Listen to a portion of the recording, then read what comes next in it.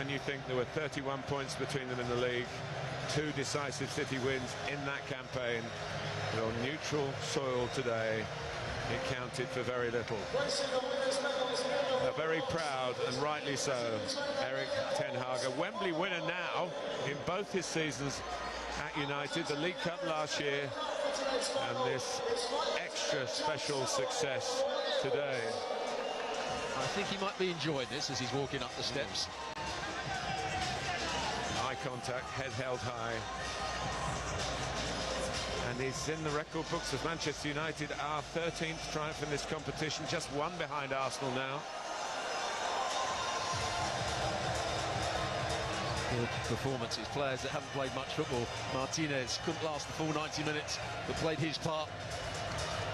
So it's under the watch of Sir Jim Ratcliffe now. He makes the big decisions on the football side, though he's a minority stakeholder in the overall scheme of the Old Trafford business. Problems to sort out, but not today. Varane, we mentioned several times, one really good balls that were played into the box, defended them well. There was probably the man of the match, Mainoo. Good goal and good all-round performance, both defensively and on the counter-attack. Just waiting for the cue and almost bursting to get up there and receive the acclaim.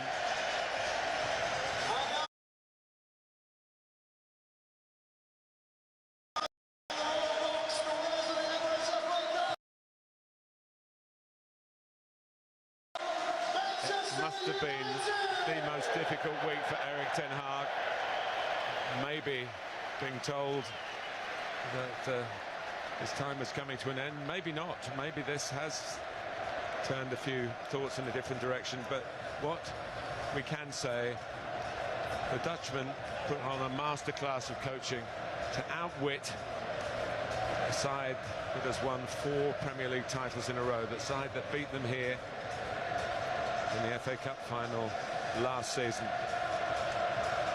Well, he used the same tactics, didn't he, in that game at the Etihad in the Premier League. They worked for a long period of the game until Phil Foden got that equaliser, and then Man City went on to win the game. But same sort of formation, same tactics, but this time they did it much better. Well, for how long, I don't know, but certainly for today, Manchester reunited was the best essence of this wonderful world game, that the team counts, and he would have been proud of the togetherness. Of course, his first trophy was an FA Cup in similar circumstances where they were calling for his head in 1990, and they beat Crystal Palace after a replay. They haven't won the cup until a recent meeting with Crystal Palace 2016. He had to make a massive decision that day, didn't he, in the replay, to leave out Jim Leighton. Yeah, the goalkeeper. Late Les Seeley came in and played in the replay. Well, it's a Wembley trophy that comes with the bonus of Europe. 8th in the Premier League. But in this competition, they are number 1.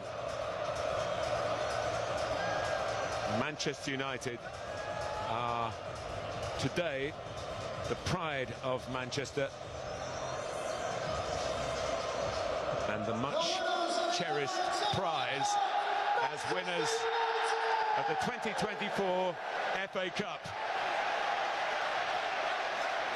A triumph in keeping with the whole ethos of this fantastic competition.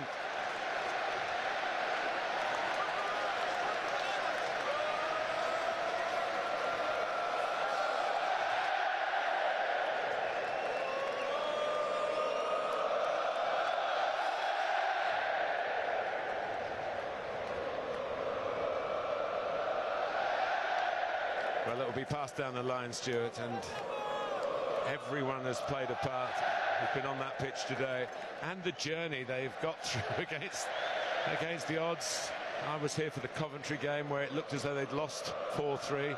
They'd beaten Liverpool 4-3 when they were really the poorer side, even though it was played at Old Trafford.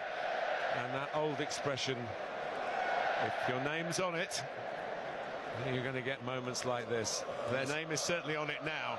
It is on it now. That game against Liverpool, when they were losing the game and it looked as though Liverpool were going to go and score another. They were completely dominant in that second half, but there was a really good comeback that day. And they just about got through against Coventry, as you mentioned. But this was a much, much better performance. It is glory, glory, Man United today. And the City end is empty.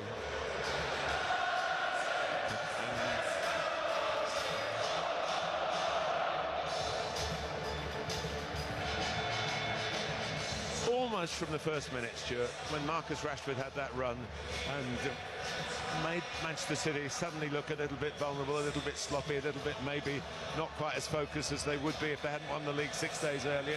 You can conjecture all those things, but it happened like that in the opening seconds. It did. The ball went into Bruno Fernandes, who was playing in what we would call a false nine position, and Marcus Rashford made the run in behind Walker. And he thought, there's the warning sign. And Man City didn't seem to realise that was going to happen time and time again. Even for the second goal, the great crossfield pass that it was from Rashford out to Garnacho, and then the move developed from there. But they looked a constant threat on the counter-attack, and they were able to do that because they were able to defend much better because they defended in numbers and were a threat with only 3 or 4 players breaking forward. So it was a really good display by United. The City never really recovered from giving away probably the worst goal they've conceded this season. Might be 1 or 2 others in there, but a moment of chaos between defender and goalkeeper, and this is no place to make mistakes like that. And there's a couple of instances late on in the game when the ball was just hoofed forward, up in the air, and the substitute, Hoyland, chased it and won 2 free kicks when he was never favourite to win the ball. And that's the effort, the determination that we haven't always seen from a disjointed Manchester United over the course of the season. But today, they were together, they played as a team, they worked their socks off for either the manager or for themselves, we don't know, but a really good performance. Well, in his days, there was an Eric who won the FA Cup for Manchester United as a player. Today, Eric, the coach, has undoubtedly masterminded this underdog success for the red half of Manchester. And this was a better final than that one you're talking about when Eric Cantona scored the winner. Yeah, that's true. And Andre Onana had some very good moments in it. He'll be pushing the goal he conceded out of his mind, hopefully with a bit more success than he pushed the ball around the post as he was trying to do. But he's stuck at it, and he said yesterday, it's only the last few weeks, took me 6 months to feel what it was like to be a Man United goalkeeper. And Marcus Rashford, who's had the finger of suspicion pointed at him by the critics, who say, well, why haven't you done this season what you did last season? It's not quite as simple as that.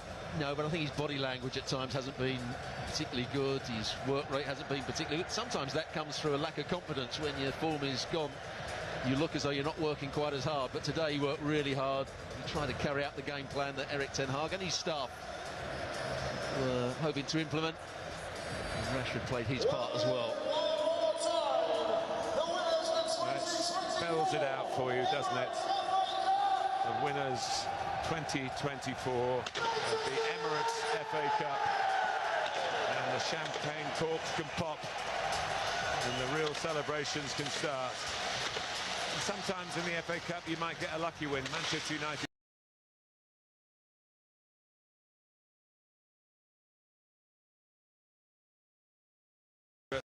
final word from you. This really was totally deserved, surely. It certainly was. Tactics were right, the determination, they carried out the game plan perfectly, and it must be so pleasing for those supporters that haven't had a great season. Fully deserved for the manager and the players. Well, they've beaten the best, and the reward is all this jubilation here, the silverware, and remember the place in Europe. It would only have been, I think, the second time in over 40 years that Manchester United had missed out on European club competition.